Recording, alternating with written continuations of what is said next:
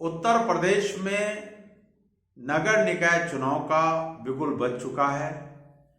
शासन की मंशा के मुताबिक चुनाव आयोग ने किस सीट पर किस जाति, किस संप्रदाय और किस कैटेगरी का व्यक्ति या महिला चुनाव लड़ेगा, ये आरक्षण सूची जारी कर दी।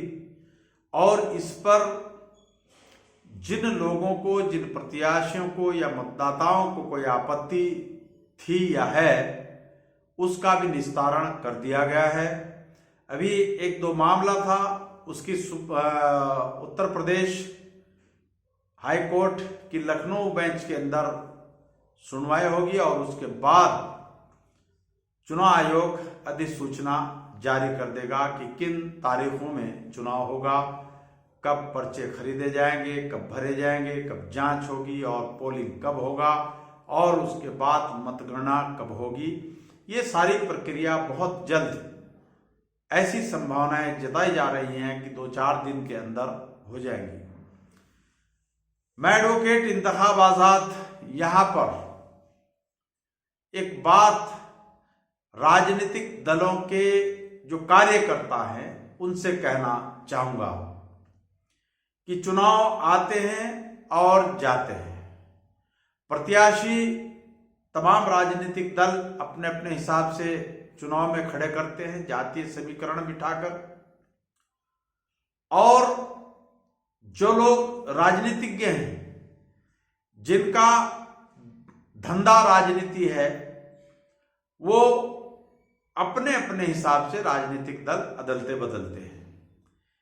एक राष्ट्रीय राजनीतिक दल ऐसा है यहां पर कि जो एक विशेष आइडियोलॉजी,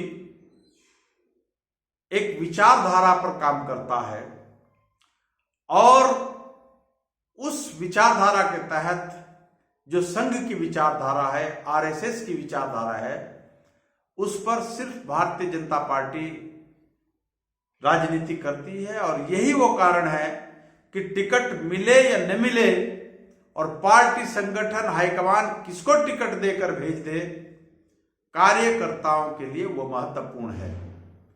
यहां ऐसा नहीं कि अगर पार्टी ने जो दावेदार है उसे टिकट नहीं दिया, वो किसी और पार्टी में जाकर प्रत्याशी बन जाए, बल्कि वो पार्टी हाईकमान द्वारा जो प्रत्याशी घोषित किया गया है, कार्यकर्ता तमाम मन मुटाव, मतभेद भुलाकर उसको सफल बनाने के लिए काम करते हैं। यानी भारतीय जनता पार्टी एक आइडियोलॉजी पर काम करती है और यही उसकी सफलता का राज भी है। लेकिन जितने गैर भाजपाई राजनीतिक दल हैं, चाहे वो कांग्रेस हो, समाजवादी पार्टी हो, बहुजन समाज पार्टी हो, आम आदमी पार्टी हो, ये जितने भी दल हैं, इनके जो नेता हैं वो विचारधाराहीन है। इनके पास अपनी कोई आइडियोलॉजी नहीं है। उनकी एक ही विचारधारा है कि मतदाताओं के बीच जाकर भारतीय जनता पार्टी और संघ के खिलाफ बोलना। जो लोग इनके झांसे में आ गए, इनकी बातों के बहकावे में आ गए, वो वोट इनको मिल जाता है। इत्तेफाक से कभी कभी ये लोग सफल भी हो जाते हैं और यही इनकी राजनीति है।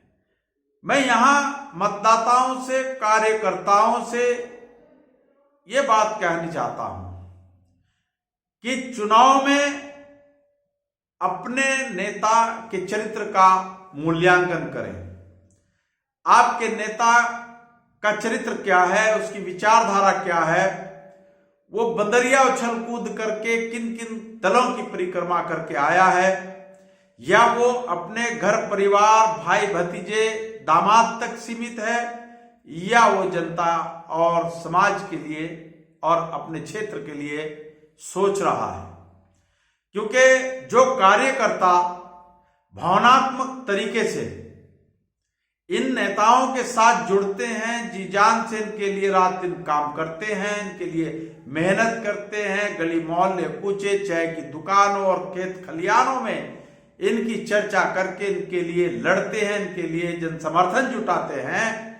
इलेक्शन जिस दिन होता है उस दिन से और जिस दिन शुरू होता है तब तक ये नेता उन कार्यकर्ताओं के आगे नतमस्तक होते हैं, हाथ जोड़ते हैं, उनके हर छोटी बड़ी समस्या का ख्याल रखते हैं, दुख सुख पूछते हैं, पूरी कुंडली उसकी खंगालते हैं।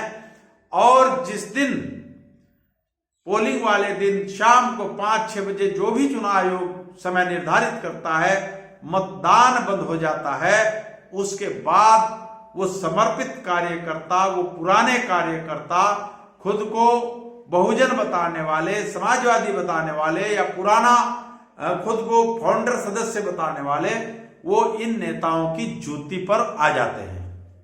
उस चुनाव जीतने और हारने के बाद तमाम नेता टेलीफोन अपने बंद कर देते हैं, समर्पित डेडिकेटेड कार्यकर्ताओं के मोबाइल को ब्लैकलिस्ट में डाल देते हैं, और जो जीत जाते हैं उनको उनके भी जूती पर कार्यकर्ता होता है।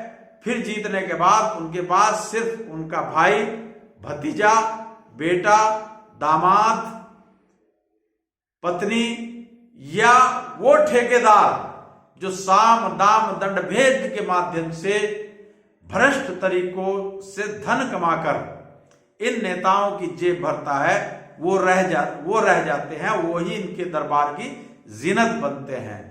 जो समर्पित कार्यकर्ता होते हैं उनकी कोई वैल्यू नहीं होती। इसलिए मैं इन कर्मठ कार्यकर्ताओं से आह्वान करता हूं कि आंखों के शर्म लिहाज को न खोएं और अपने नेताओं के चक्कर में अपना भाईचारा, अपनी सांप्रदायिक एकता जो भी आपकी है उसको ना तोड़ें, उसको बर्बाद ना करें, क्योंकि इन नेताओं का कोई चरित्र, कोई दीन, कोई धर्म नहीं है जो विचारधाराहीन राजनीति करते हैं।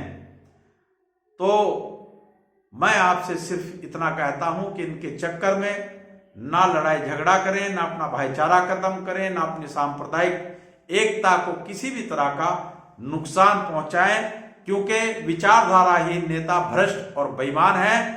चुनाव के बाद कार्यकर्ताओं के मोबाइल बंद हो जाते हैं और ये धन कमाने में मस्त हो जाते हैं। इनके सामने इनका भाई, भतीजा, बेटा, दामाद इससे आगे ये नहीं बढ़ सकते, और ज्यादा करते हैं तो कोरमा, बिरयानी और दावतों में मस्त रहते हैं। खास तौर से सहारनपुर जिले में, उत्तर प्रदेश का जो जिला सहारनपुर है, यहां पर भाजपा के विरोध में जो मुसलमान विभिन्न राजनीतिक दलों के पालतू बनकर काम कर रहे हैं, उनकी स्थिति तो कम से कम यही है।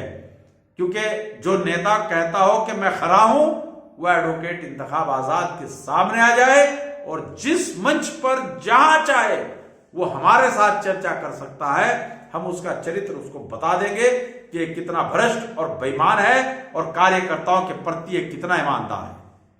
साथियों, आपने मेरी बात को ध्यानपूर्वक सुना, उसके लिए आपका बहुत बहुत धन्यवाद। जय मूल निवासी, जय संविधान, खुदा हाफिज।